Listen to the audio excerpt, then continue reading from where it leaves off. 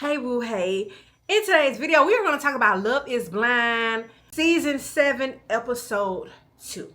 Before we start getting into the shenanigans, I'm going to ask you to go ahead and thumbs up this video because I already know you're going to like it. If you're new here, you're going to want to stick around.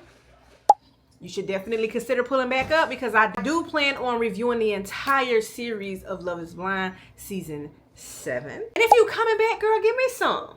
That's why it's with you. So Love is Blind Season 7 Episode 2 starts with Hannah losing her shit. Okay, she ends up realizing that Brit is also talking to Leo. The very same guy that she just broke it off with Nick D for. Yeah, him. She realizes that Brit and Leo is like this. Okay, like white on rice. And so she's instantly regretting her decision. We're then introduced to a whole new couple that I ain't see in the first episode. For the life of me, I cannot remember that man's name, and I did not write it down. But he went heavy on talking about how he was a cheater before. If you remember that conversation, you already know who the hell I'm talking about. I'm going to pop his name up on the screen or a picture of his ass. But honey, I personally feel like red flag right away. I do know that people mature, people grow, people learn from their mistakes, but he was like openly, almost came off bragging about the whole cheating situation. I was just like, that's not what you lead with when you're having a discussion with somebody who ain't ever seen you, so they're only going by conversation with. Not in my opinion. He just credited the whole situation, child. Pretty much putting it on that we all are not perfect, which is true, but then we seen Leo and Brit on their little part date. At this point, we actually are realizing that Leo is leaning more towards choosing Brit. She then goes into saying, Oh, by the way, I accidentally made a comment with the girls that I was dating you, and all hell broke loose. Sus got in her feelings. Then she breaks out into tears, honey. The whole crocodile tears just killed me, child. I was just like, she stayed doing the most. She's very animated, in my opinion. I don't know. I kind of got slapped in the face and caught off guard when he started all of a sudden shifting into he's still trying to make his decision. Because I thought a few seconds ago he had made it clear that he was choosing her. He literally went to saying, oh, you were my number 2. Now you both are my number 1. I mean, at least he's being honest. And because he got that coin and Brit looking for a father to take care of her, I don't think she going nowhere, but she seemed a little affected by what he was saying.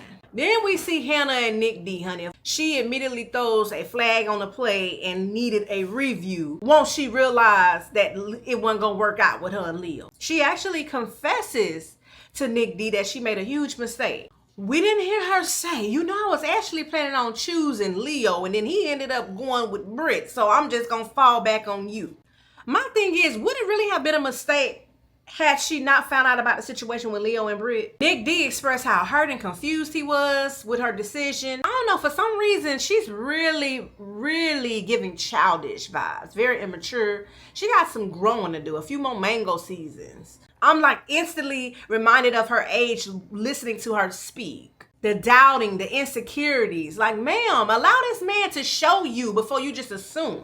Keep your eyes open, but allow him to show you. Don't just assume. Ruining something before it even gets going.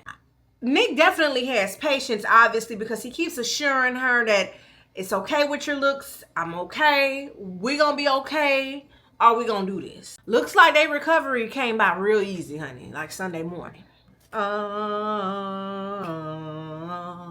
wonder how he going to feel when he end up seeing at the reunion what really happened. Then we see Hannah in the pots with Leo. And they both get to share their feelings. Hearing a conversation with how they felt about one another after seeing the conversations that they had just a few seconds ago with their other people was mind-boggling. Seems like they don't know what the hell they want. That's what it gave. Then we goes into seeing Garett and Taylor in the pods. Not 5 to 7 years later, child. Now, G expressed that, look, I'm actually looking for these things sooner than later. I don't know where you getting off to 5 and 7 years. What I do know is she never bring back up the conversation or spoke on her ethnicity situation. He instantly starts insinuating about looks, concerns, attractiveness. Why I feel like low-key this gonna be one of them situations when they do link up, see each other, where they get with the guys, or when he get with the guys, or he get with her, because hell, some of them be real big and bold and start saying, well, this is not what I typically go for in the real world. You know, one of those situations. They love to do that. And then they start seeing all the other members, and then they're like, I normally go for that one in the real world. Yeah, I don't know. I just got a little gut feeling that he's gonna feel some type of way once he realizes it. If he doesn't, I'll be surprised. And don't drop no spoilers, because look, I ain't see the rest of the episodes yet. We didn't get introduced to Marissa and is it Bowden or something like that? I love that they had things in common. Love that they were bookworms, but honey, that Kimmel story took me by surprise. I was just like, what the whole hell? What the whole National Geographic hell is going on here? I ain't gonna lie, low-key was like, girl, you need to take heed, because one thing about the kids and animals, they got that sixth sense or something they got where they can feel people out. So if they don't too much care for the person, I low-key be like, yeah, something ain't right. Something in the milk ain't clean. Not him turning his back to the camera when he got emotional. Girl, he was trying to hide that. He didn't want the world to see that he was in tears. And it's okay. I actually like when a man is not emotionless and tap into their feelings.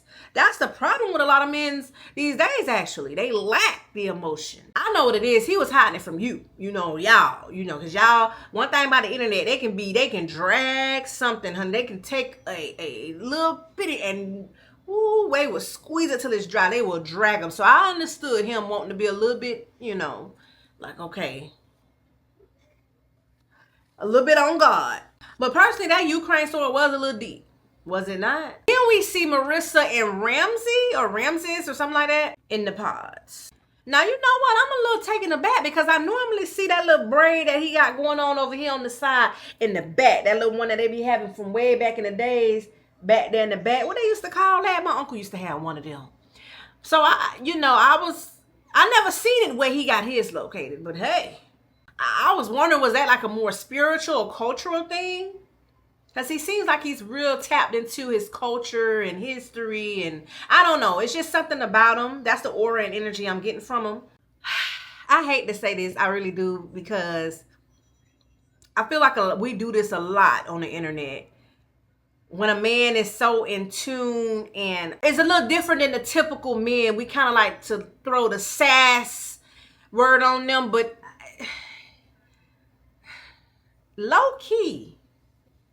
Am I the only one feeling that way? It actually sounds like Marissa, though, likes the fact that he's not a manly man, okay? And that he's not into all the sports and the, this and this, that. The things that he explained. She even mentioned that she loved that he taps into his emotions and actually lacked the whole masculinity. I wonder how long that's going to last, though. Because I feel like she had some type of military background or something of that sort. And it's crazy to go from that whole structure to what I feel like he's giving. But we'll see. I actually love the conversation with Alex and Tim. Very heartfelt. I think he's starting to grow on me a little bit. Now, Taylor, really? With the Academy Award speech, it's almost like she want to take control.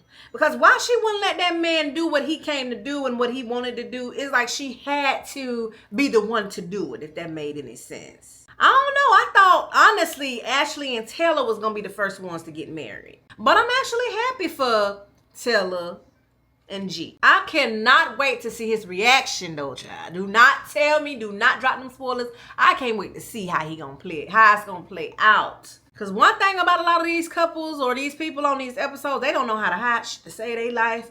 And baby, the truth will set you free. Then we see Monica and Steven discuss politics in the pods. Now, I don't know about you, but I low-key feel like that is off limits.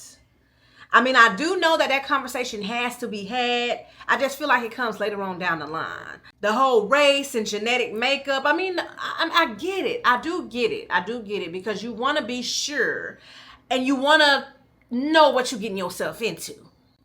While that all makes sense, it's just, I don't know if that's pod conversation. I feel like that's more or less conversation after but hey, you know what the hell I'm talking about, because this way you won't waste your time, right? What's the sense of getting married, going through all the shenanigans And then later on say, yeah, the reason why I decided not to be with him was because his beliefs, his religion, his culture, and so forth. So, okay, but that's a tough conversation to have early on.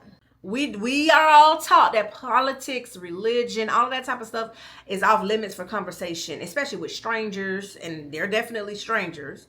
But they are strangers that are getting to know each other. Hell, they trying to get married, so I mean, I respect that they got it out in the opening. Ashley and Tyler now, honey. One thing that's attractive is a praying man, a God-fearing man. Because a family that prays together stays together, honey. Why did the damn Chinese food make me hungry? I literally, after seeing them eating their meal, wanted some damn Chinese food. And I got it, as a matter of fact. Was I the only one who was expecting him to ask her to marry him right then and there?